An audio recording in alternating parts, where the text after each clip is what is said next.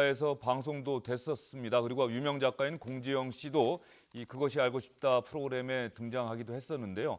일단 오늘 한 언론을 통해서 공개된 영상, 인터넷 통해서 지금 아마 여러분들도 찾아보시면 보실 수가 있습니다. 이 영상부터 보고 난 다음에 여러분에게 어떤 내용의 이야기인지 설명을 드리겠습니다.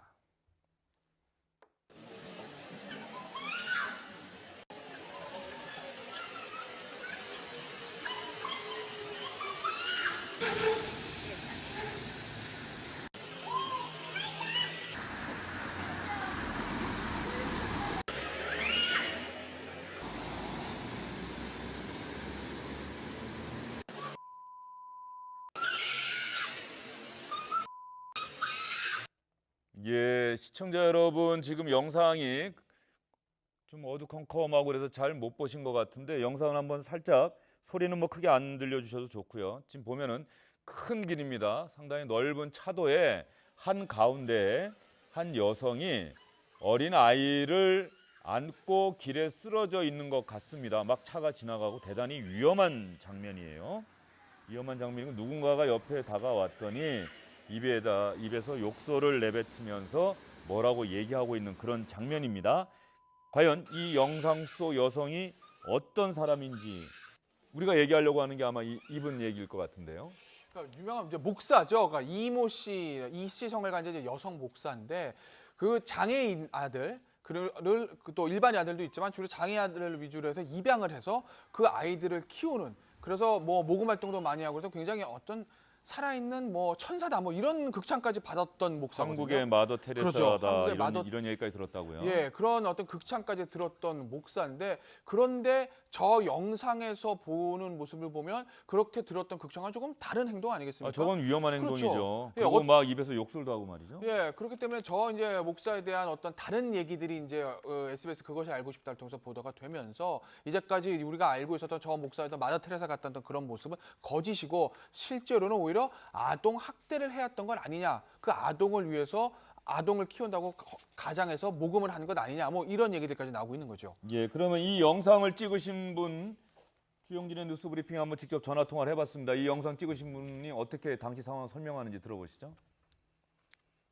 9시 전후하는 시간이었고 중앙선 부분에 뭔가 사람이 누워있는 것 같은 걸 제가 봤어요.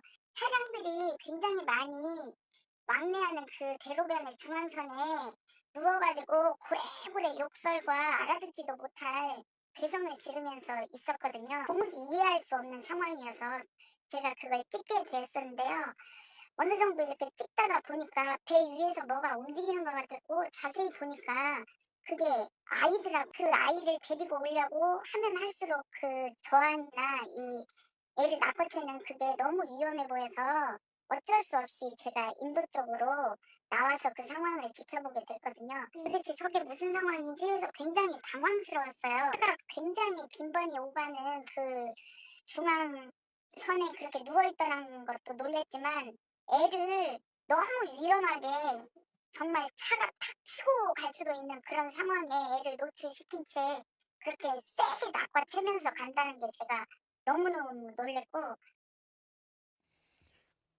그런데 김태현 변호사가 잠깐 얘기했습니다만 이 여성이 어쨌든 간에 정말 훌륭하고 좋은 일 한다라고 알려졌다는 거 아니에요? 그렇죠. 예. 김영환 예, 의원. 그렇죠. 그러니까 그동안에 뭐 어떻게 자기를 소개했냐면 자기가 미혼모다. 그런데 그 이제 솔직하게 그걸 밝히고 그다음에 그러면서 아이들을 입양합니다. 그래서 자기가 미혼모 상태에서 5명의 아이들을 키우고 있는 그런 사람이다. 그렇게 하면서 다시 또 장애인 복지시설을 또 만들어요. 그래서 그런 면을 이제 또 여러 가지 그 지금 나오고 있습니다만 그 방송 인터뷰도 나오고요. SNS를 통해서 또 자신의 활동을 알립니다. 그래서 상당히 그 한국의 마더 테레사라고 불릴 정도로 유명한 그런 사람이 됐고, 그래서 후원금이 많이 들어왔죠.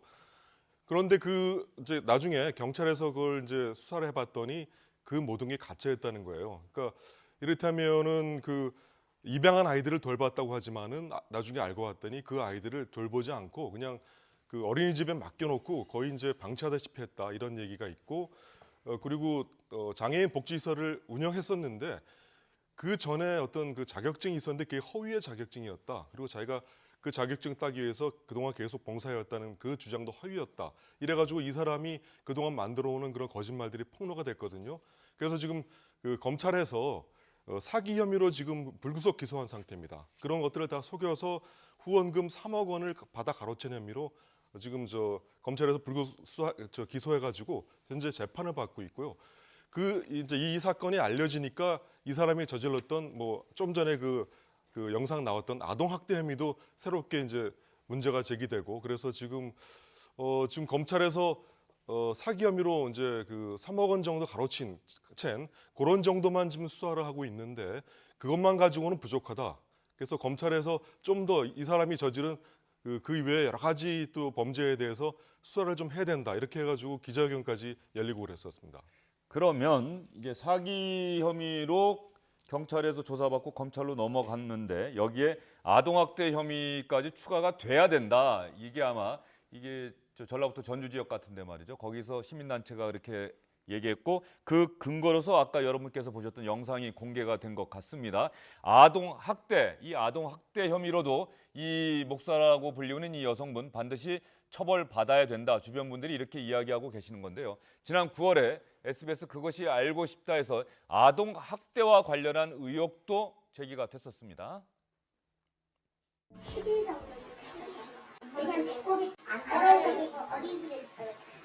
처음에는 등하원을 시켰어요. 딴나이를. 어느 순간부터는 엄마가 일이 바쁘고 내가 먹고 살아야 되니까 강의도 해야 되고 하니까 아이를 좀 더 늦게 하게 된 게 저희가 24시간을 묵게 되는 경우가 됐어요. 한 번도 집에 간 적이 없는데 자본 적. 그럼 태우가 1살 때부터 5살 때까지는 다 키우신 거예요? 네. 집에 간 적이?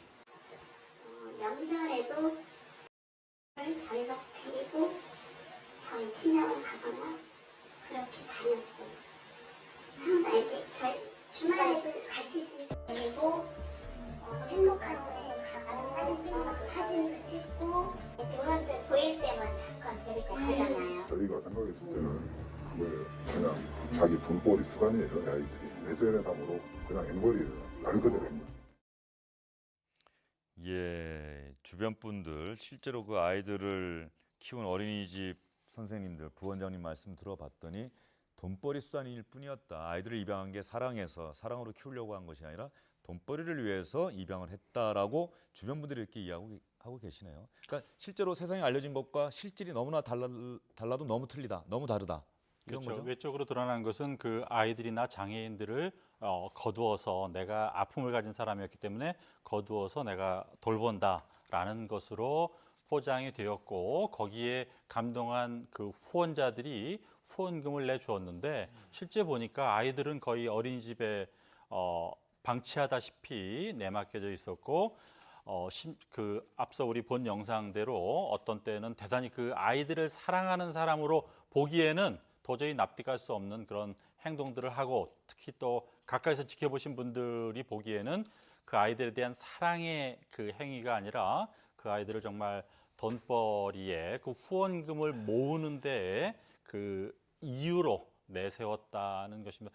저희 뭐 진실이면 상당히 씁쓸한데 어쨌든 지금 저 아동 학대는 우선 저 아이들이 그 진실이 밝혀지기 이전에라도 적절하게 보호 양육될 수 있도록 나서야 한다는 거 아니겠습니까? 가장 우선적으로 거기에 대해서 어떤 그 공무원들이라든가 공권력이 빨리 해서 그 아이들이 이 진실이 밝혀지는 와중에도 피해를 보지 않도록 하는 노력이 시급히 요청됩니다. 예, 박철하 교수님께서 중요한 부분 지적해 주신 것 같고요. 지금 자막에 자꾸 봉침 목사 이렇게 자막이 나가니까 그것이 알고 싶다를 보신 시청자 여러분께서는 이해가 되시겠습니다만 못 보신 분들은 왜 자꾸 봉침 목사라는 자막이 나가지? 그것이 알고 싶다에 바로 이 여성이 봉침 목사로 불리는 장면도 나간 게 있습니다. 중국을 가는데 침술 신 자격증 때문에 간다라고 보름인가 한 달인가 뒤에 다시 그걸 받았다라고 해서 노인분들 물리치료 마냥 그 침술을 하고 있더라고. 침을 놔주면서 그런 수당 마냥 그런 식으로 받는다라는 얘기를 그 친구한테 들었던 느낌이에요. 웃으라고 돼가지고 뒤로 돌아온 상태에서 침을 이렇게 놓는 거죠. 좋아질 기라 하면서 막 그러는데 부부 관계도 좋아질 거고 뭐 다 저 새끼라면서 지금 뭐 이래 하는 거야. 잘 때 사진을 찍은 거지. 다 같이 찍어갖고 가지고 있으면서 협박을 해버리니까. 예, 남성들에게 이 여성 목사라고 하는 분이 봉침이라고 하는 게 벌침입니까? 벌의 침에 보면 독이 좀 있지 않습니까? 벌. 그걸 이용해서 하는 침인데, 그러니까 굉장히 좀 위험하다고 하죠. 왜냐하면 벌독이라는 게 뭐 몸에 좋을 수도 있지만 잘못하게 되면 오히려 부작용이 있지 않겠습니까? 지금 보시는 것처럼 그 벌독을 뽑아가지고요, 침을 뽑아 그걸 가지고 봉독이라고 하죠. 그걸로 침을 놓는 건데, 그렇기 때문에 한의사들 중에서도 모든 사람이 하는 것이 아니라 이제 몇 사람들, 일부의 한의사들만 저거를 그 시술할 수 있는 어떤 기술을 가지고 있다고 하는데, 문제는 이 목사라는 사람은 한의사가 아닙니다. 면허를 가지고 있는 사람이 아니에요. 그러니까 정상적으로 침을 놓을 수 있는 사람이 자격이 없는데, 그냥 침도 아니고 위험할 수 있는 봉침을 놓는다는 것이기 때문에 저거 자체만으로도 일단 의료법 위반의 문제가 생기는 거죠. 그런데 말이죠. 일단 그것이 알고 싶다 해서 지금 저희가 보여드린 장면은 어쨌든 건장한 남성들에게 봉침을 놨다, 이렇게 의혹이 제기가 됐었는데, 더 충격적인 건 이 봉침을, 이 여성 목사가 봉침을 놓은 사람이 남성들뿐만 아니라 또 따로 있었다. 이 얘기 들으시면 여러분들 더 큰 충격 받으실 것 같습니다. 장애인들이 몸이 불편하니까 최우선적으로 장애인들한테 그 침을 제공한다는 얘기라. 취지가 처음엔 좋은 얘기인데 나중에 들으면, 알고 보면 무서운 얘기죠. 이 장애인들은 잘못되든 잘되든 대항력이 없잖아요.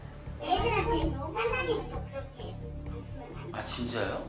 아프다 그러면 병원을 가지 말아라. 내가 가겠다. 오면은 벌통을 들고 가요. 벌 자체 쏘임이 굉장히 따갑거든요. 그러면 몸부림을 쳐요. 엄마가 놓겠다는데 어떡하냐고요. 저희는 강의 차원에서 사람들한테 이렇게 설명해 준 적은 있으나 뭐 침수를 놓거나 그렇게 한 게 아니거든요. 침을 놓으신 적이 없다? 네, 지금 침 놓은 적도 없고 막 봉침 자체를 놓으신 적이 없다라는 말씀이시죠? 그렇죠. 제 기억에 막 뭐 그것이 지금 제가 한의원에서 놓는 건데, 제가 뭐 전문적으로 그걸 놓을 수 있는 입장도 아닌데, 아니 만약에 놨다면 그들이 나를 고소를 하거나 뭘 해야 되잖아요. 놓지 않은 걸 자꾸 했다고 하니 제가 할 일이 없어서 장애인들 막 그렇게 하겠어요. 병원을 보내야지. 장애인들에게도 놓아준 적이 한 그렇죠. 번도 없겠네요. 그렇죠. 본인은 해명까지 그것이 알고 싶다 해서도 직접 취재를 했어요. 본인은 절대 부인합니다. 그런 적 없다. 그런데 앞에 어린이집 원장님, 선생님들 이야기를 들어보면 본인이 입양한 어린아이, 아주 어린 아이한테까지도 아프다고 하면은 벌통을 들고 와서 봉침을 놨다. 이건 좀 충격적이에요. 네, 그렇죠. 그 아이들은 뭐 그것을 쉽게 이렇게 증언할 만한 그런 능력이 없는 상황에서 돼서 지금 사실은 그 놓았다 안 놓았다 자체가 논란이 되고 있지만, 뭐 저는 개인적으로 한의원, 허가받은 한의원에서 저 벌침 치료를 받은 적이 있습니다. 예. 근데 뭐 어때요? 많이 아픕니까? 꽤 따끔하고 오래 그 통증이 지속이 됩니다. 예. 근데 지속되는 만큼 뭐 효과가 있다고 해서 저는 개인적으로는 그때 좀 좋은 효과를 보긴 했습니다. 그런데 사실은 저게 그럼 허가받은 한의사한테 그렇죠. 허가받은 맞으셨으니까 한의사고 그런 거죠. 생벌에 예. 침을 놓는 게 아니고 정제되어서 훨씬 안정된 그 침을 놓는 것이거든요. 허가받은 곳에서는. 근데 저분은 뭐 실제로 막 뽑아서 그 놨다고 하면 알러지 반응 같은 데서 생명을 잃을 수도 있고요. 그리고 그 아이들은 뭐 무슨 본인의 의사 맞겠다, 맞아서도 낫겠다라는 의사 표현을 할 수 없는 아이들에게 강제적으로 시술하는 거는 대단히 비인간적이죠. 아이들은 뭐 침 맞으러 간다는 소리만 해도 경기를 일으키는 정도인데 주사보다 훨씬 더 커다란 고통을 안기는 저런 침을 놨다는 예. 것은 뭐 종교인을 넘어서 인간으로서 잘 쉽게 이해는 잘 안 갑니다. 그렇죠. 사실이라면. 예, 아직까지도 뭐 면역력도 약한 어린아이에게 벌침을 놓고 또 그 어린아이를 안고서 한밤중에 차들이 쌩쌩 달리는 대로변에 눕고, 그래서 지금 이 여성 목사가 뭐 사기 등의 혐의로 또 의료법 위반 혐의로 재판을 받고 있는데, 여기에 반드시 아동학대 혐의가 추가돼야 한다라고 했던 것들이 지켜봤던 분들의 주장인데요. 작가 공지영 씨가 이 여성 목사와 법적 분쟁이 있었습니다. 뭐 명예훼손 혐의로 이 여성 목사에 의해서 고소가 되기도 했는데, 이 공지영 씨는 무혐의 판정받았습니다. 그러면서 공지영 씨가 열심히 직접 활동하면서 아동학대 혐의로까지 재판받아야 한다, 그리고 법의 단죄를 받아야 한다, 이렇게 강력하게 주장을 하고 법원 앞에서 직접 시위도 하고 탄원서도 쓰고 그랬습니다. 그래서 주영진의 뉴스 브리핑에서 공지영 작가와 직접 전화 통화해봤습니다. 저는 2년 반, 거의 이제 3년이 다 돼가는데 이 두 분에 의해서 명예훼손으로 제가 그 고소를 당했었고요. 예. 그때 이제 그 검찰에 이제 송치까지 됐었죠. 그래서 제가 그런 인연을 계기로 해서 이 사건에 관심을 많이 가지고 이 두 분의 뒤를 추적해 왔었을 때 사실 좀 경악할 일들이 좀 많이 있었습니다. 네, 지금 이 사람이 입양해서 자기가 마치 키우는 것처럼 하고 아이들을 한 달에 한 번 정도 얼굴을 볼까 말까. 아이가 아프면 병원에 와서 아이가 아프다고 사진을 찍고 다시 가서 SNS에 아이가 아픕니다라고 하고 또 모금을 하고. 대체 이것이 대체 인간이 할 수 있는 일인지 저는 정말 이런 걸 학대라고 안 하면 뭘 학대라고 할까요? 저는 이 두 사람의 악행을 계속 추적해 왔었기 때문에 이 두 사람이 그 정확한 벌을 받고 그럴 때까지 한번 여기 함께 할 생각입니다. 네, 여성 목사와 함께 또 다른 남성이 있습니다. 그래서 공영 작가는 두 사람이라고 표현을 한 겁니다. 그 남성에 대해서는 저희가 오늘 직접적으로 여러분께 설명드리지는 않았습니다. 이 여성 목사가 봉침을 놨다, 아동을 학대했다 이 부분에 대해서 말씀을 드렸기 때문입니다. 세 분 말씀 잘 들었습니다.